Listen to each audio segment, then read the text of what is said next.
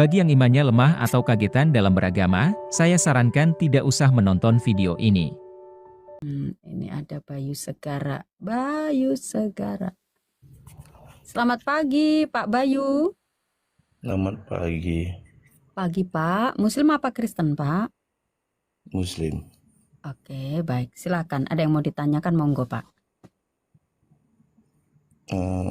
Sedikit aja, Kak.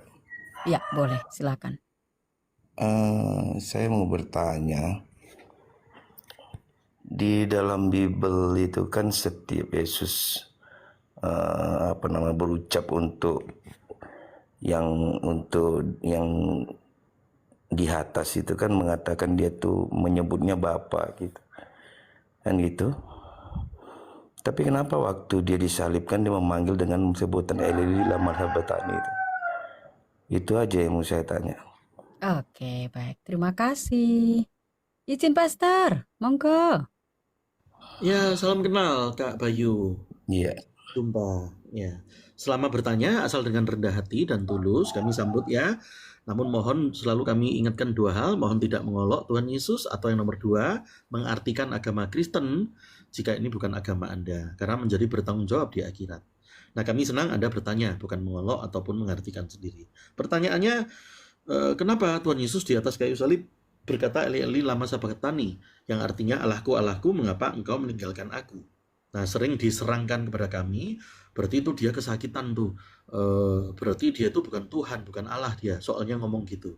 Nah, ini keliru, itu orang yang tidak belajar. Maka ini jawabannya. Ia berkata itu karena memenuhi nubuatan kitab 1000 tahun sebelumnya, yaitu dalam kitab Mazmur 22 ayat 1. Itu dari 1000 tahun sebelumnya yang ditulis oleh Daud. Ada perkataan, ada ayat itu, yaitu apa? Mengapa engkau meninggalkan aku? Allahku, Allahku, mengapa engkau meninggalkan aku? Nah, karena itu untuk menunjukkan orang yang sedang melakukan karya penebusan, artinya menanggung upah dosa itu, berarti mengalami keterjauhan. Secara kemanusiaannya mengalami keterjauhan dari Allah. Jadi meninggalkan Allah yang tadi. Tapi orang yang nggak ngerti kan gini, oh berarti Yesus bukan Allah. Karena tidak mempelajari kitab Mazmur. Sebab itulah perkataan Allahku, Allahku mengapa engkau meninggalkan aku, itu adalah memenuhi 1000 tahun sebelumnya. Nubuatan dari 1000 tahun sebelumnya. Itu Mazmur 22 ayat 1. Tapi orang yang nggak belajar bahkan kadang bingung. Misalnya Sem sama Abraham duluan siapa? Musa sama Daud duluan siapa? Musa sama Daud duluan siapa, Kak Bayu?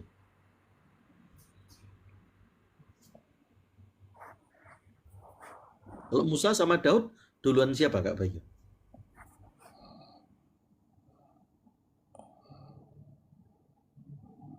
Pak Bayu. Loh? Iya, iya. Ya. Musa sama Daud di iman Anda ya, duluan siapa? Daud kayaknya ya, Daud kayaknya ya. Itu jawaban benar tuh. Jadi Musa sama Daud duluan Daud, itu benar tuh. Tapi kalau dari kacamata Kristen itu jawabannya benar-benar ngawur maksudnya. Gini loh, Pak Cipto, izin ya. Itu dari kacamata iman Kristen benar-benar Iya, ngawur. iya. Saya nggak menyinggung dan nggak iman. Cuman saya ingin. Saya nggak bicara tentang iman Anda. Kalau dari kacamata iman Kristen, kalau Anda ditanya Musa sama Daud, jawabnya duluan Daud, itu jawabannya benar-benar ngawur maksudnya. Nah, karena itu kadang orang yang ngawur, bukan Anda ya, lalu mengartikan, Yesus itu teriak-teriak di kayu salib, Allahku, Allahku. Ternyata orang itu tidak mempelajari kitabnya Daud. Bahkan Musa sama Daud aja ketuker duluan. Nah, itu Kak Bayu, pertanyaan kedua atau pertamanya tadi? Ya. Begini, saya balik lagi di pertanyaan saya itu. Yang saya maksud begini loh, Pak Cipto. Yang saya tanya itu, setebal Bible itu, setiap yang namanya perkataan yang dari yang dianggap Tuhan, yang dianggap yang benar, itu tidak ada yang berbentuk lain daripada yang lain gitu, begitu. Jadi saya di sini ada satu keanehan, kenapa ya Yesus ini mengatakan, menyebut, dia selalu memanggil Bapa. Kenapa waktu disalibkan ini? Itu nih ya. Kenapa waktu disalibkan dia memanggil tuh Eli Eli lama sabatani gitu. Itu bahasa apa di situ? Dan ini siapa ini sebenarnya? Ini maaf ini kan gitu. Kenapa dia nggak mengambil Bapakku gitu istilahnya? Kenapa kau tinggalkan? Setebal Bible tuh dia Bapa loh memanggilnya. Itu saja. Izin. Ya, pertanyaan kedua ya, titik tekannya kan begini, berarti Bapa dan Eli. Itu ibaratnya waktu yang di kejadian lain-lain nyebutnya Bapa. Kok yang di sini adalah Eli? Kenapa kok seakan-akan berganti? Itu bahasa apa? Langsung kami jawabkan, bahasa Aramaik yang menyerap dari bahasa yang lebih tua. Eloi, Eloi, lama sabachthani. Allahku, Allahku, mengapa engkau meninggalkan aku? Itu tadi. Lalu kenapa yang di lain-lain memanggil Bapa? Jawabannya tidak ada perbedaan. Karena dalam Bapa itu bahasa Indonesia ya. Tentu Tuhan Yesus tidak memanggil pakai kata Bapa gitu ya, tidak. Memanggilnya adalah Abba dalam bahasa Ibrani ya. Hashem sang nama, Adonai, Elohim itu. Jadi tidak ada perbedaan. Allah kami itu tidak hilang. Kalau disebut dengan sebutan yang berbeda. Kita nih orang Kristen, kami nih orang Kristen menyebut Allah kami Bapa, nggak apa-apa. Elohim, Eloi, kalau bahasa Inggris misalnya God, nggak apa-apa. Nanti orang yang bingung, lo katanya kok Elohim lah, kok kamu ngomong God sekarang? Kalau orang Indonesia, lo kok ngomong Allah atau ngomong Bapa? Bingung saya, ya nggak bingung. Karena bagi kami, Allah kami itu maha kuasa, ngerti segala bahasa. Allah cap model apa? Yang kursusnya cuma satu bahasa. Kalau pakai Pak Spanyol Cipto baru tadi ngerti. mengatakan Eli lama sabatani ini bahasa apa tuh? Aramaik yang menyerap dari Nggak salah bahasa Pak Cipto. Ibrani. Ibrani itu. Nah iya, bahasa Aramaik itu bahasa percakapan Tuhan Yesus yang menyerap dari bahasa Ibrani. Itu tadi. Apa masuk di situ? Sedangkan dia sehari-harinya pakai Aramaik, ini Ibrani gitu loh. Nah, sangat masuk karena begini, bahasa Aramaik itu bahasa yang lebih tua diserap sama Arab. Makanya Arab pakai kata Allah. Itu menyerap dari perkataan bahasa Tuhan Yesus. Dalam bahasa Aramaik itu Allaha. Contoh lain, sholat. Itu adalah selota kalau bahasa Aramaik. Zakat. Itu kalau bahasa Aramaik sekota. Jadi Arab itu, pemerintah Arabnya, untuk kata Allah, itu ngambilnya dari bahasanya Tuhan Yesus. Allaha. Eloah itu. Lah bahasa Aramaiknya mengambil dari bahasa yang lebih tua, yaitu Ibrani. Semua bahasa itu kan menyerap. Nggak ada yang tiba-tiba muncul sendiri lalu ngarang sendiri, kan tidak. Menyerap. Pasti ada seperti bahasa Indonesia, kan menyerap. Seperti kata lampu dalam bahasa Indonesia itu kan menyerap dari bahasa Inggris. Lamp, itu kan. Kata gratis, bahasa Indonesia itu menyerap dari bahasa Belanda. Gratis. Kalau Anda ke Belanda ngomong gratis, mereka ngerti. Ya gratis itu. Kata Allah menyerap dari bahasa Arab. Jadi kok nggak nyambung? Ya nyambung. Justru bahasa yang nggak nyerap itu bahasa yang nggak nyambung.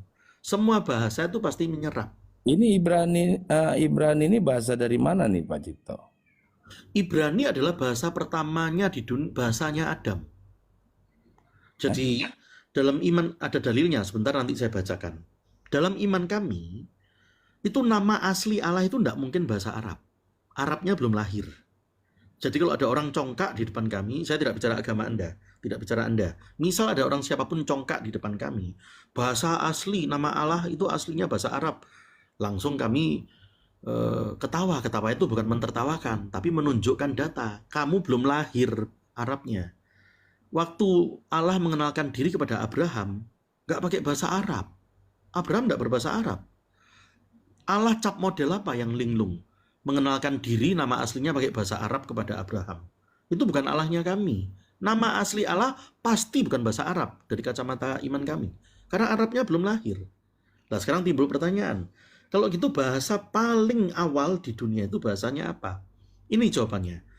bahasanya Adam itu sama dengan bahasanya anaknya, sama dengan bahasanya cucunya, sama dengan bahasanya cicitnya, sama di bawahnya cicitnya, terus, sama terus, sampai satu titik waktu tertentu. Barulah bahasa itu dibeda-bedakan di atas bumi itu. Diserakkan itu artinya dibeda-bedakan. Untuk sampai titik waktu mana?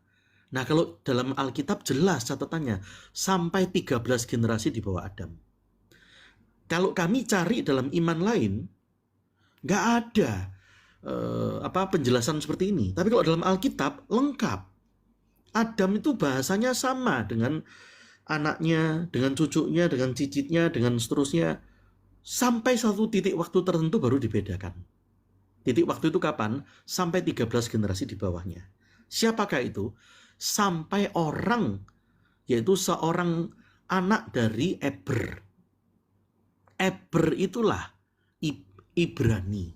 Nama aslinya adalah Eber, yang kita nyebutnya Ibrani. Sebab itu keturunan Eber disebut keturunan Ibrani. Bahasa Eber disebut bahasa Ibrani. Jadi Eber itu 13 generasi di bawahnya Adam. Dalam iman kami dalilnya tegas. Di bawahnya Eber, anaknya Eber maksudnya, namanya Pelek. Di zaman Pelek itulah baru bahasa itu diserakkan, dibagi-bagi.